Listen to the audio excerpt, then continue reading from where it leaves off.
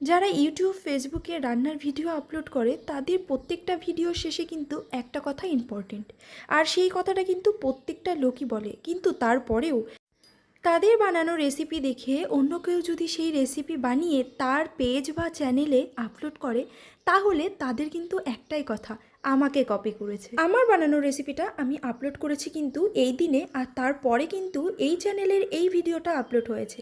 তার মানে আমি কিন্তু আগে এই রেসিপিটা বানিয়েছি, তো আমার রেসিপি দেখে কপি করেছে। আচ্ছা, একটা কথা বলো তো, সবাই তো ভিডিও বানিয়ে রেসিপি বানিয়ে আপলোড করার পর সবার পেজে বা চ্যানেলে তো থাকে এটা। তোমরা কিন্তু বাড়িতে অবশ্যই বানিয়ে খেয়ে দেখো আর কমেন্টে জানিও এটা কেমন হয়েছে। তো যথারীতি ভিডিও দেখে রেসিপি দেখে বানিয়ে অবশ্যই তারা দেখবে, কারণ ভিডিও দেখে ইউটিউব দেখেই আমরা রান্না শিখি। আর তারপর যদি আমরা আপলোড করি তাদের প্রবলেমটা কি? কারণ সব কিছু তো দেখেই শিখছি, আর এইগুলো যদি দেখে না শিখি তা কোত্থেকে শিখবো? যাই হোক, আজ অনেক ফালতু বকে নিয়েছি। এই কথাটা আমি এই কারণেই বললাম, কারণ আমি এই কথাটা এর আগে একজনের কাছ থেকে শুনেছিলাম। আজকে কিন্তু আমি কপি করেছি। আমি এই রান্নাটা একটা দিদিভাইকে রান্না করতে দেখেছি, সেই জন্য আমিও রান্না করে দেখলাম বাড়িতে কেমন হয়েছে। প্রথমেই আমি ডিমগুলোকে সিদ্ধ করে নিয়েছি। ডিমগুলোকে সেদ্ধ করে নিয়ে খোসাটা ছাড়াতে ছাড়াতে এবার আমি কয়েকটা জিনিস সেদ্ধ করে নিয়েছি, যেটা হলো পেঁয়াজ, রসুন, আদা আর কাঁচা লঙ্কা। এটা একটু ভাপ দিয়ে নিয়েছি, যেটা থেকে অর্ধেক সেদ্ধ কিন্তু হয়ে গেছে। ওই মশলাটা দিয়েই আজকে রান্নাটা হবে। এবার ডিমগুলো ভাজা হয়ে গেল।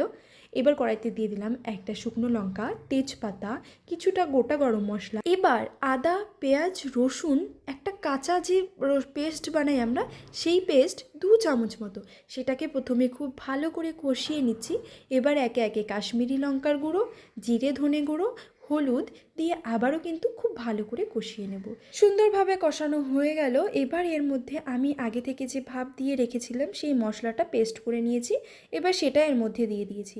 যেহেতু মশলাটা থেকে আর কাঁচা গন্ধ ছাড়ার কোনো ব্যাপার নেই, সেই জন্য এটা কিন্তু খুব ভালো করে তেল দিয়ে না কষালেও হবে। তবে হ্যাঁ, যারা চাইছো কষাতে পারো, একটু কষালে সেটা খেতে অবশ্যই ভালো হবে। মশলাটা খুব ভালোভাবে কষিয়ে নিয়ে এবার এর মধ্যে ফ্যাটানো টক দই দিয়ে দিলাম। টক দইটা দিয়ে আবারও খুব ভালো করে নাড়াচাড়া করে নিয়ে যতক্ষণ না মশলাটা খুব ভালোভাবে কষানো হচ্ছে ততক্ষণ কিন্তু কষিয়ে নেবে। এই রান্নাটাতে একটু তেল বেশি লাগে, সেই জন্য যারা চাইছো একটু তেল বেশি দিয়ে রান্না করতে পারো, আবার যারা চাইছো আমার মতো কম তেলেও রান্না করতে পারো। এবার একটু পরিমাণ মতো নুন দিয়ে আবারও একটু নাড়াচাড়া করে দিয়ে দিলাম পরিমাণ মতো জল। জলটা দিয়ে ভালো করে নাড়াচাড়া করে একে একে এই যে ডিমগুলো ভেজে রেখেছিলাম সেই ডিমগুলো দিয়ে ঢাকা দিয়ে রেখে দেবো। এর মধ্যে চাইলে তোমরা গরম মশলাও দিতে পারো, মানে গরম মশলা গুঁড়ো যেটা রয়েছে সেটাও দিতে পারো, আবার নাও দিতে পারো, কারণ প্রথমের দিকেই আমি গোটা গরম মশলা দিয়েছি, সেটার একটা ফ্লেভার অলরেডি রয়েছে। আর গুঁড়ো গরম মশলা দিলে সেটারও আলাদা একটা ফ্লেভার হবে। কিছুক্ষণ পর ঢাকনাটা তুলে দেখো কতটা সুন্দর অল্প অল্প কিন্তু তেল ছেড়ে দিয়েছে, ঝোলটাও শুকিয়ে গেছে প্রায়।